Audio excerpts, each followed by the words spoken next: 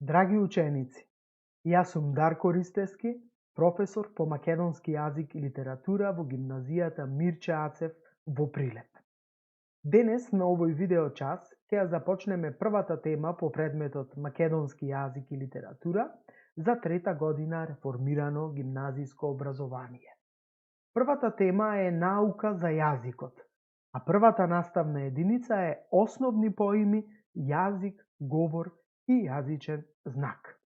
Ние на овој час, ученици, ќе се присетиме на дефинирањето на овие поими, затоа што вие ги имате изучувано уште во прва година, со цел да го збогатите и проширите вашето знаење токму во таа насока.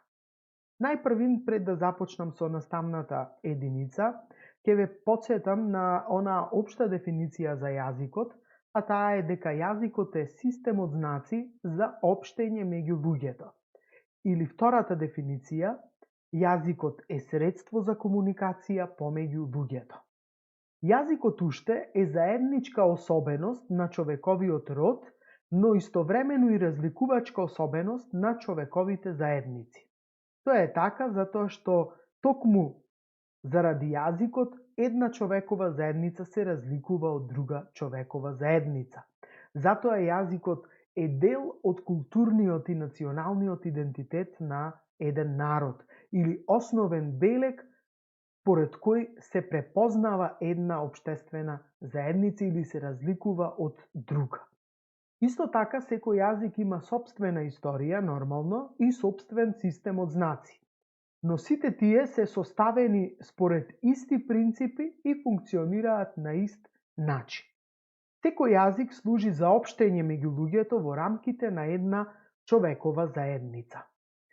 Сега, ученици, ќе ги дефинираме јазикот и говорот, а исто така ќе си ги поставиме и прашањата дали тие се во постојана врска и која е нивната разлика. Како што кажав, јазикот е систем од знаци за општење меѓу луѓето. Тоа се случува во општењето. Човекот при општењето одбира знаци од јазикот и одбира правила за нивна комбинација и на тој начин го употребува јазикот во различни ситуации со други единки од општествената заедница. Токму таа употреба на јазикот во конкретни ситуации се нарекува говор. Или уште јас би кажал дека говорот е интерпретација на јазикот.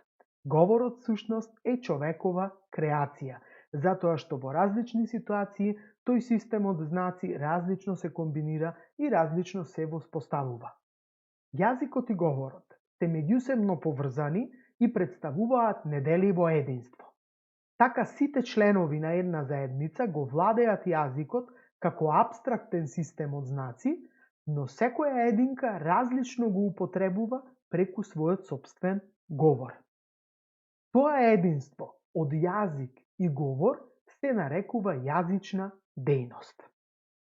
Сега ќе кажеме збор два за белезите на јазикот и на говорот, односно за нивните специфики. Јазикот како систем од знаци е стабилен и постојан.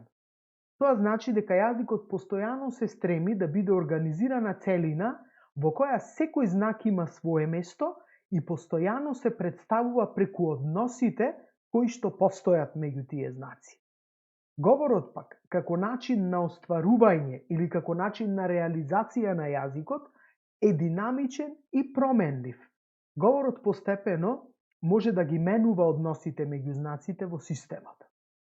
Тоа е така, бидејќи врз говорот влијаат различни надворешни фактори.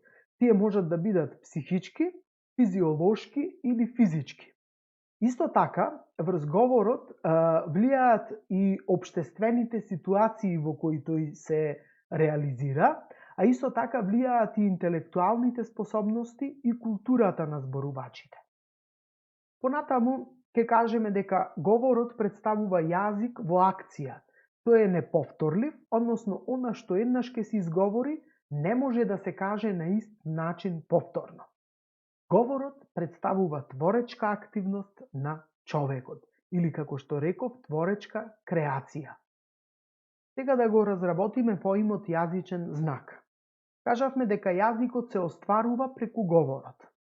Говорот се јавува во вид на звучни слики во мозокот на зборувачот и во неговиот говорен апарат.